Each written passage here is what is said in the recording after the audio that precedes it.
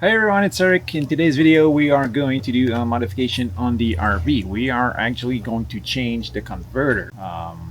Can be many reasons why you want to change converter. Obviously, if it's defective, you want to change it, do a replacement. You want a better unit, or like in my case, you want to go from lead acid battery to lithium battery. And our converter doesn't support lithium batteries, so we are switching the unit. We add a WFCO WF-895 55 amp. 55 is for 55 amp part number in our RV, and we are going to replace this with this new unit right here, which has an AD in the part number. It's 8900 AD MBA series for the exact part number of my precedent unit, and the 80 is for auto detect. It's from WFCO. It's a unit, and their unit is auto detecting from lead acid to lithium batteries, so it will manage. Now, if your RV is from 2022 and up, chances are that your converter already supports lithium batteries. Ours didn't, so that's why we're replacing it. And the best way to check it out is obviously contact the manufacturer of your RV, see if that unit is supporting lithium battery, or look for that power unit normally under the fridge or in the kitchen area somewhere, and look for the company, the model, and everything, and contact the manufacturer of the converter itself to see if it's working. A lot of units out there do have the WFCO product in there, so you can contact them, send them an email, and they will reply to you and tell you if yes, it is supporting lithium battery, or no, you need to replace it with that particular part number. In our case, when I contacted WFCO, it's not that the unit that was in the trailer wasn't able to charge the battery, the lithium batteries, but it would have only charged them up to 80%, which obviously is not what we want. We want them to be able to be fully charged. So that is why we are going with that replacement today.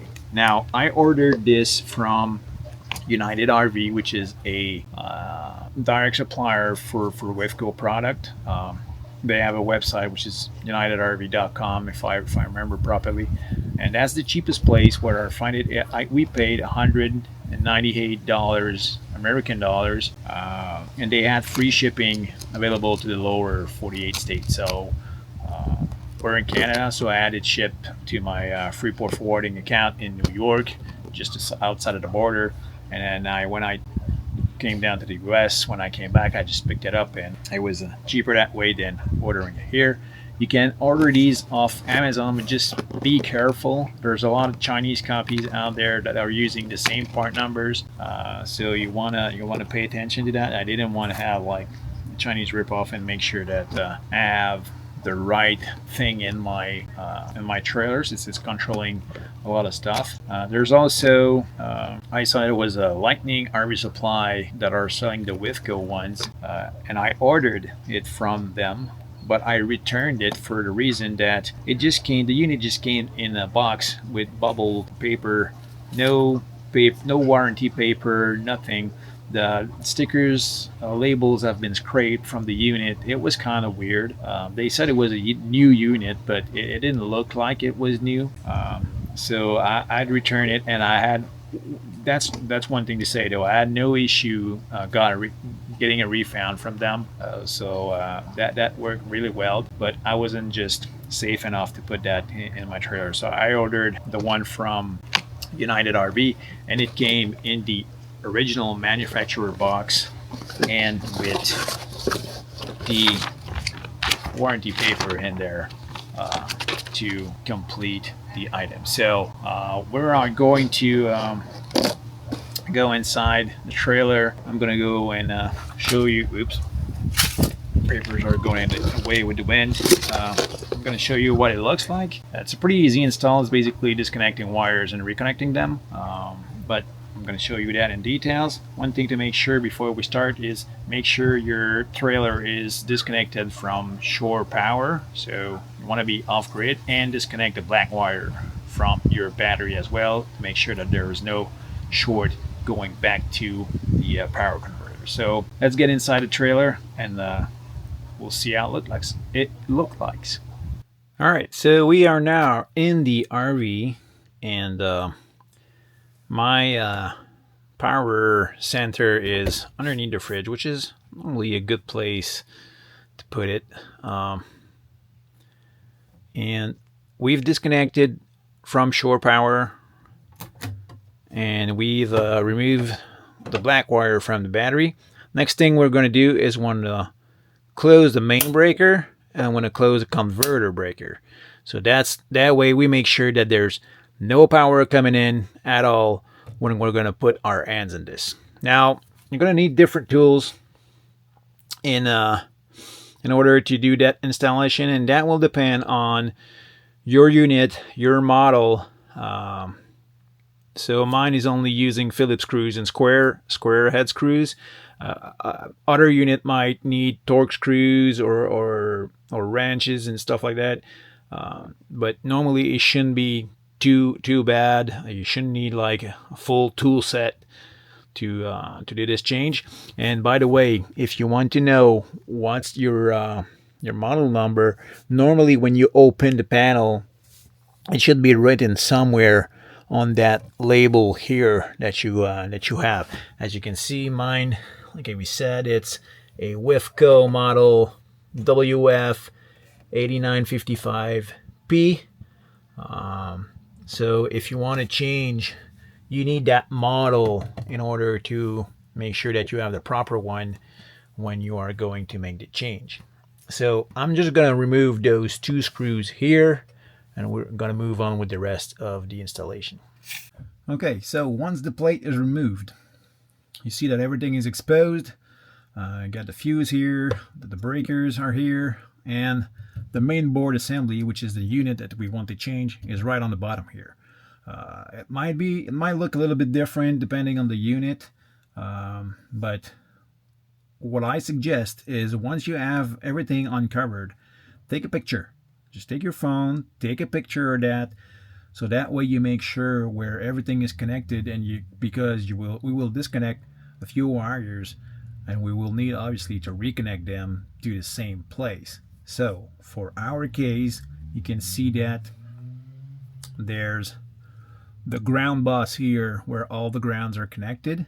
You have the neutral bus here where all the neutrals are connected, and we have the breakers. So if you look at the unit here, there's that green wire here that goes up, and that's connected to that screw right here. So I'm going to unscrew that. That white wire here is going up, and it's screwed into this one, and the black wire is just simply connected to the converter breaker. If I'm going on the other side, right here, as you can see, you bring that up a little bit, not too much.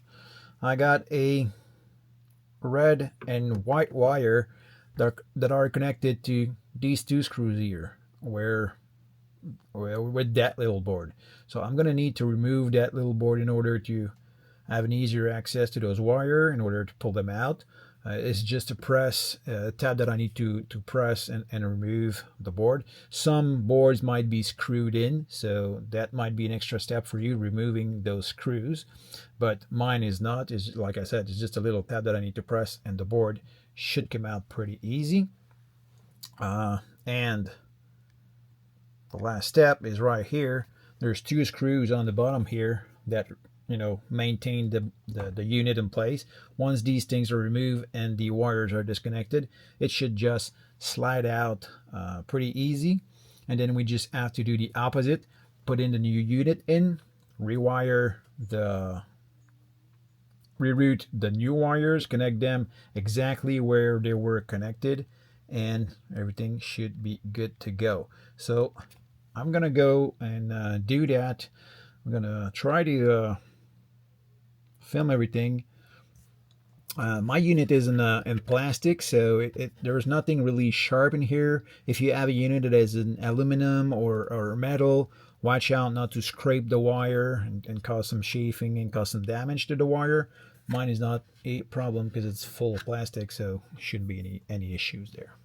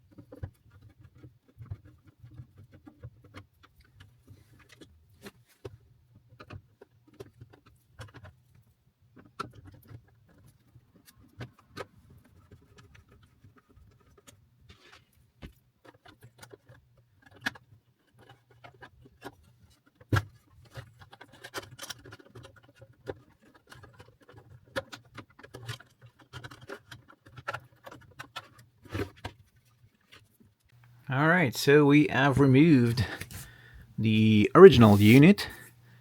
What I realized is those screws right here, and even those, are pretty tight. There are some torque spec that you need to respect putting them back in.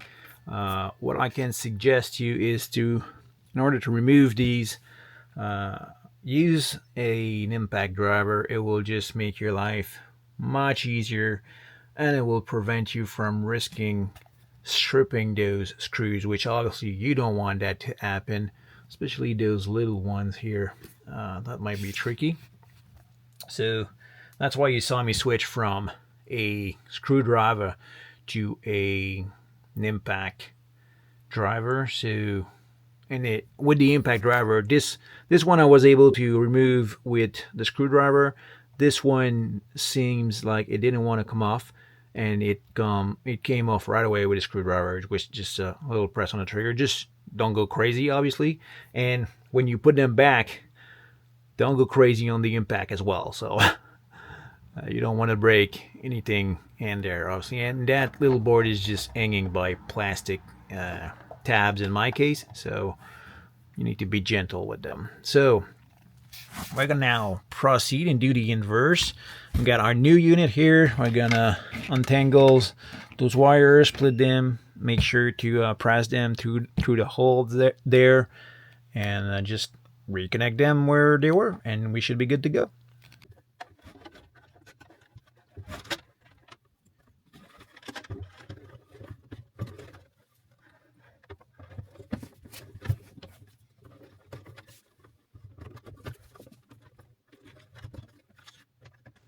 So what you see me doing here is basically just screwing back the unit in place. So replacing those two screws that are holding the unit in place is just like a plastic tray that slides into place, and those two screws just maintains it there.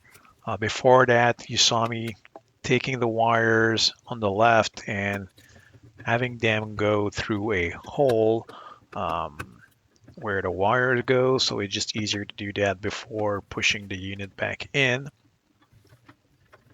And then I'm just taking those red and white wire on the right and replacing them and having them go through the same space where they were before, uh, and just playing with those wires in order to bend them in a way that we will be able to screw them all right. The one that was a little bit more tricky, if I could say, was the white wire, because I don't know if it's we can see it right here, but there's a little notch in the board there where that white wire needs to go in order that it won't be in the way when we push that card back in. So need to have the right angle to have the right curve on the wire so that it fits in that little notch there, so that it won't be in the way when we try to push that board back into place. Screwing the wires back, and then I'm gonna give it a little more with the impact later on.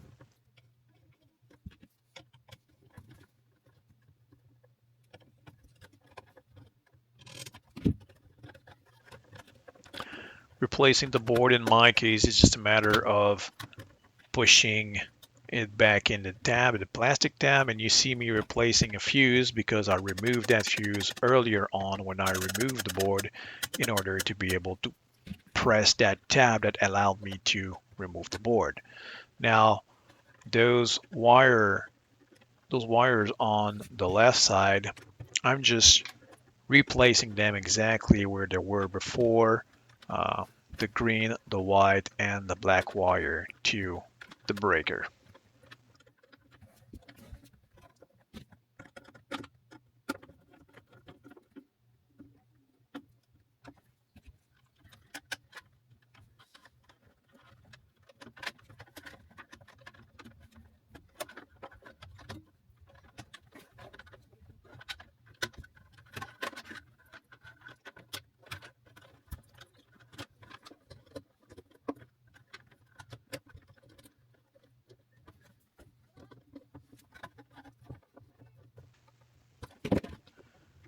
Now once all the wires are screwed in, just making sure that they are all secure by pulling a little bit on it, and then I just give it a little more with the impact driver, making sure that everything is nice, tight, and snug.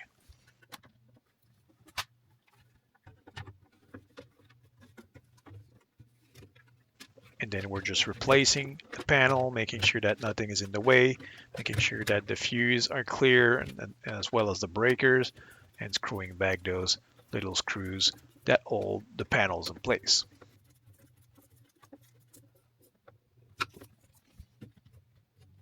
So the installation is complete. As you saw, this was a pretty straightforward installation. Basically just disconnecting wires and reconnecting the wires where they were. The trick of, taking a picture before doing anything, disconnecting everything is a good idea, so that way you make sure that you are reconnecting the wires exactly where they were. But yeah, that's pretty much the installation. Like I said, this was in the intro. This is part one of a 2 video series, since we were not changing the unit because it was not functioning.